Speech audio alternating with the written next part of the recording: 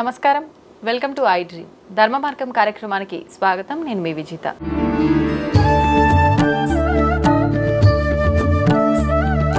ప్రస్తుతం మనతో పాటు ఉన్నారు ప్రముఖ జ్యోతిష్యులు బ్రహ్మశ్రీ చేబిఎం కిరణ్ కుమార్ శర్మ గారు. ఇప్పుడు గురుగారితో మాట్లాడి మరిన్ని విషయాలు తెలుసుకుందాం. నమస్కారం గురుగారు. అఖండ ఆయురారోగ్య ఐశ్వర్యాభివృద్ధిరస్తు, స్థిరలక్ష్మి ప్రాప్తిరస్తు. థ్యాంక్ యూ గురుగారు. గురుగారు, అమావాస్య అనగానే అందరికీ ఒక నెగిటివ్ ఆలోచనలు వస్తుంటాయి. ఎక్కువగా ఇది దుష్ట శక్తులకు సంబంధించిన రోజుగా, బ్లాక్ మ్యాజిక్ చేసే వాళ్ళు ఉపయోగించుకునే రోజుగా, ఇలా రకరకాలుగా ఏదైతేనేంటి ఒక రకంగా ఇది నెగిటివ్గానే వెళ్ళిపోతుంది ఆలోచన అమావాస్య అంటే. అయితే ఏంటి అసలు అమావాస్యను మనం ఏ రకంగా తీసుకోవచ్చు అంటారు? దాని విశిష్టత ఏంటి? ముఖ్యంగా నేను ఈ మధ్య ఒక విషయం విన్నా అమావాస్యకు సంబంధించి. అమావాస్య రోజు మనం నిత్యం ఇంటి ముందు, గుమ్మం ముందు ఏదైతే ముగ్గు వేస్తామో ఆ ముగ్గు అనేది అమావాస్య రోజు వేయకూడదు అని చెప్పి. ఇది నిజమా? నేనేమైనా తప్పుగా విన్నానా? దాని గురించి తెలియజేయండి. రైట్.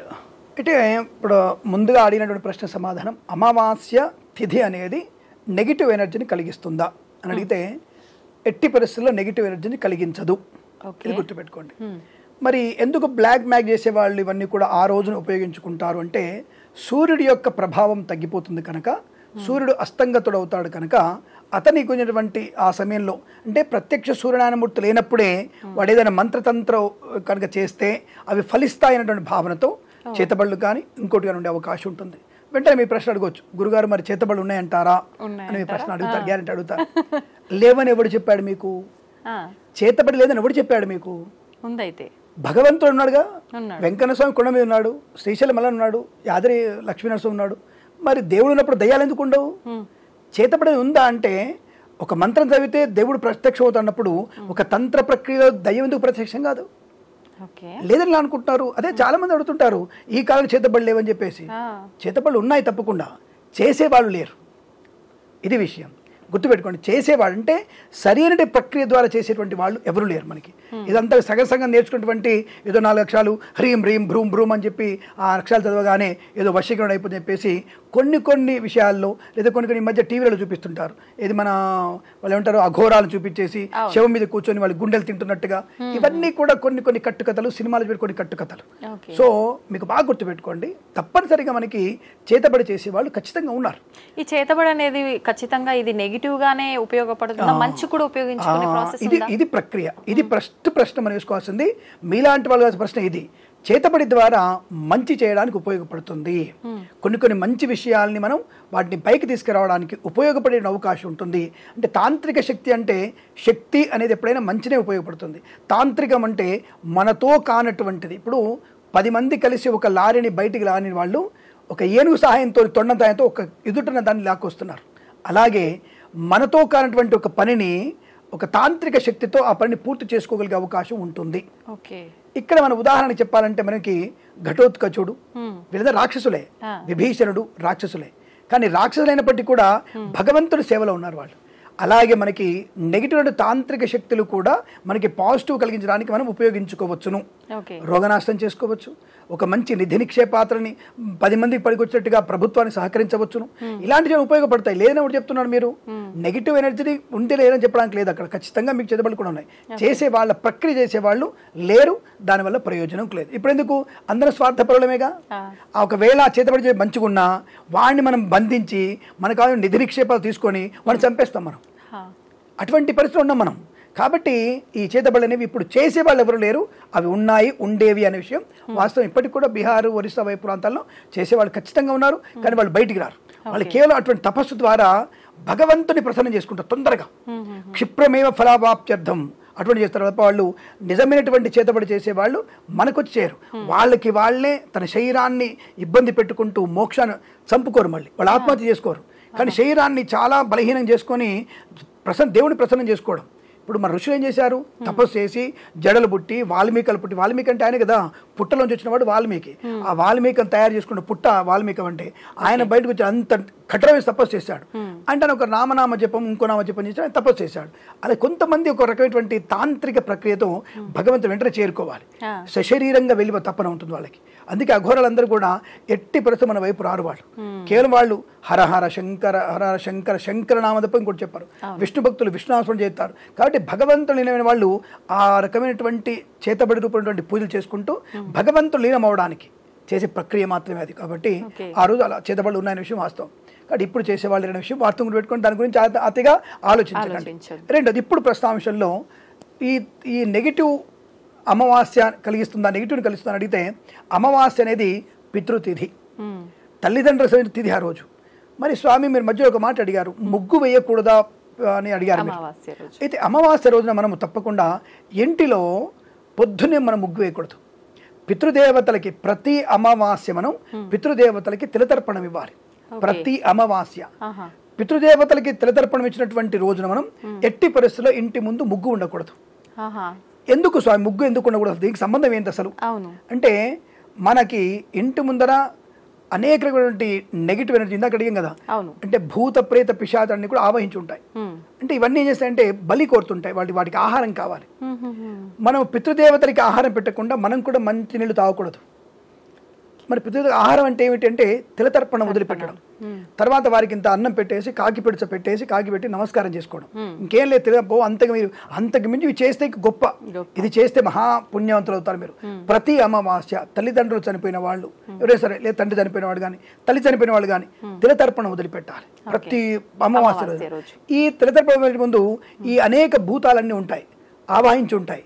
ఎప్పుడైతే తండ్రికి అన్నం పెడుతున్నామో ఆ టైం వరకు వీళ్ళు పెడితే ఆ ముగ్గు అనేది రాయి ముగ్గు కాదండి. అందరి మధ్య రాయి ముగ్గు వేస్తున్నారు. రాయి ముగ్గు వేయడం వల్ల ఎటువంటి ప్రయోజనం లేదు. రాయి ముగ్గు మనకి అనర్థాన్ని కలిగిస్తుంది, ప్రమాదాన్ని కలిగిస్తుంది. బియ్యపు పిండితో వేసినటువంటి ముగ్గు మాత్రమే వేయాలి.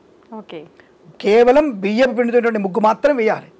అయితే ఇంటి ముందు ముగ్గు వేసినప్పుడు పితృదేవతలకి బలి మనం పెట్టకుండా, అన్నం పెట్టకుండా ఆ బియ్యపు ముగ్గేస్తే ఇతరత్ర బలి దేవుడు రెడీగా ఉంటాయి కదా అన్ని భూత ప్రజలు, అవి ఆ ముగ్గులో ఉన్నటువంటి పదార్థం తినేస్తుంటాయి. చీమలు, పక్షులు అవి తినేస్తాయి. పితృదేవతలకి పెట్టకుండా ఇతరుల వాళ్ళకి బలి పెట్టకూడదు.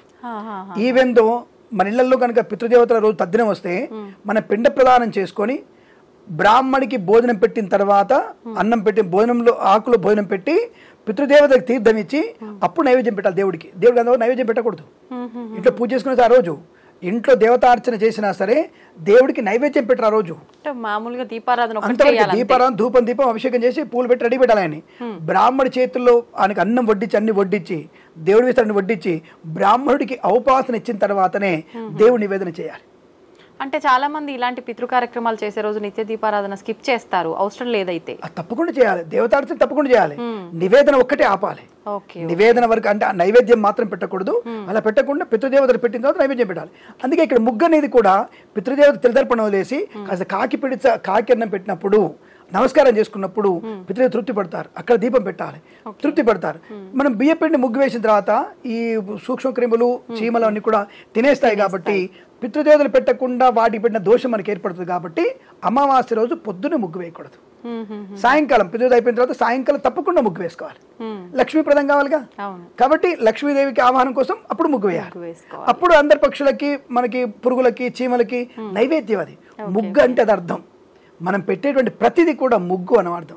ఆ ముగ్గులో మనం అనేక బియ్యపిండి వేస్తే చీమలకి ఆహారం అవుతుంది, పక్షులకి ఆహారం అవుతుంది, పిచ్చుకలు తింటాయి, వాటి మన ఇల్లు తృప్తిగా సంతోషంగా ఉంటుంది, ప్రకృతి నిలయంగా ఉంటుంది. కాబట్టి ఈ అమావాస్య రోజున ఈ కారణం చేత పొద్దున ముగ్గు వేరు తప్ప సాయంకాలం తప్పకుండా ముగ్గు వేసుకోవాల్సిందే.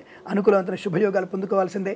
ఎప్పుడు కూడా అమావాస్య చెడ్డ తిథి కాదండి, పరమ పవిత్రమైనటువంటిది. శక్తిని, యుక్తిని, బుద్ధిని పొందుకోవడానికి ఉపయోగపడేది. మంత్రశక్తికి చాలా మంచిది అమావాస్య. ఆ రోజు కూర్చొని మీరు ధ్యానం చేసుకోండి. శివనామస్మరణ, విష్ణునామస్మరణ, గణపతి ఆరాధన చేయండి. విద్యార్థికి ఎక్కువగా మెమరీ పవర్ పెరగాలంటే అమావాస్య రోజు 10 నిమిషాలు ధ్యానం చేయండి చాలు. తప్పకుండా మీకు మంచి అనుభవపూర్వకమైనటువంటి జ్ఞానం ఏర్పడుతుంది. మీ ఇష్టం. అమ్మనాలు పూజించండి, అమ్మనాలు ధ్యానం చేసుకోండి, గణపతిని చేయండి, ఎవరైనా చేయండి. ధ్యానం ఒక పావు గంట 20 నిమిషాలు ధ్యానం చేయండి. తప్పకుండా మీకు అనుగ్రహం కలుగుతుంది. ఆ ఇష్టదేవ ప్రార్థన చేయడం వల్ల తప్పకుండా తపస్సుకి తగిన ఫలితాన్ని పొందుకునే అవకాశం ఉంటుంది. నిజంగా నా సందేహమే కాదు, ఈ చాలా మందిలో ఉండే ఉంటుంది గురువుగారు. ఈ సందేహం అడగాలన్న భయం అందరికి. ఏమడుగుతానులే అని చెప్తాడేమో, నాకెందుకు భయం. అమావాస్య అనేది ఒక రకమైనటువంటి భీతి, కంగారు పడడం. అంటే చీకటి కదా, చీకటి అంటే మనసుకి ఉన్నటువంటి మలినం, అది తొలగించుకునే ప్రయత్నమే పూజ, దైవ పూజ. అది చేసుకోవాలి. దానికి ఉత్తమ మార్గం అమావాస్య రోజున దీపదానం చేసుకోవడం, పితృతర్పణం చేయడం. దీపదానం చేసుకోవచ్చు. అమ్మ నాన్న ఉన్నారు పర్లేదు, దీపదానం చేయాలి. దీపదానం ఎవరికి చేయాలి? మన తాత ముత్తాతల కోసం నరకాన్ని ఉత్తీర్ణం అంటే నరకం నుంచి బయటపడడానికి, స్వర్గానికి పోవడానికి మనం వారికి తప్పకుండా దీపం ఇవ్వాలి. ఏ దీపం ఇవ్వండి, మీకు శక్తి ఉంటే బంగారు దీపం ఇవ్వండి, వెండి దీపం ఇవ్వండి, బియ్య పిండి ఇవ్వండి, ఇత్తడి దీపం ఇవ్వండి, లేదు ఒక నిమ్మకాయ దీపం మీద పెట్టేసి రాహుకాల దీపం లాగా దీపం ఇవ్వండి. ఆ దీపదానం చేసుకున్నా చాలు. దానం చేసుకోవడం ఇంపార్టెంట్. దానం ఇవ్వలేదు, ఒక తులసి కొడతలు పెట్టేసి దీపం విష్ణువుకి దానం ఇచ్చి దండం పెట్టుకోండి, ఆయన తీసుకుంటాడు. అంటే పెద్దవాళ్ళ యొక్క మోక్షాన్ని పొందుకోవడానికి, పెద్దవాళ్ళకి స్వర్గలోక ప్రాప్తి కొరకు మనం దీపదానం ఇవ్వాలి. నరకము దాదాపుగా మనకి 3 లక్షల నరకాలు ఉంటాయి. మనకి 3 లక్షల నరకాలు ఉన్నాయి మనకి, 1-2 కాదు. వాళ్ళ నుంచి బయటపడాలంటే ఎన్నో దానాలు చేసుకోవాలి మనం. ఛత్రము, చామరము, అలాగే ఏనుగుని, గుర్రాన్ని, ఛత్రము, తర్వాత బండి, భూమి దానము, గోదానం, బంగారం ఇవన్నీ చేయాలి. బాపులను తినడానికి చేస్తారు ఇవన్నీ అనుకునే వాళ్ళు చాలా మంది ఉంటారు అనుకోండి, అది వేరే విషయం.